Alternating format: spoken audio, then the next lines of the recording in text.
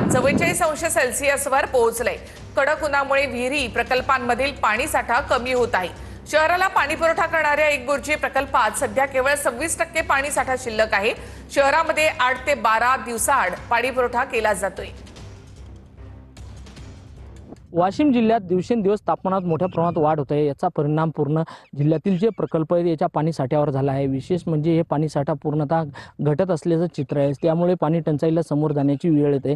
मी सध्या वाशिम शहराला पाणी पुरवठा करणारा एकबुर्जी या प्रकल्पावर आहे। सध्याची परिस्थिती बघितली, या प्रकल्पात 26% पाणी साठा आहे। याच्यामुळे जे या वाशिम शहराला जो पाणी पुरवठा केला जातो सध्याच्या परिस्थितीत 8 ते 12 दिवसाला केला जातो। मात्र आता पुढील अजून 1 ते 1.5 महिना बाकी आहे। त्यामुळे या पाणी साठा हा पूर्णतः कमी होणार आहे। त्यामुळे याचा जे पाणी टंचाईचा सामना आहे शहराला करण्याची वेळ येणार आणि पाणी पातळी मोठ्या प्रमाणात घट होत असल्याचं चित्र आहे। कॅमेरामन सचिन राणेसह विठ्ठल देशमुख, TV9 मराठी।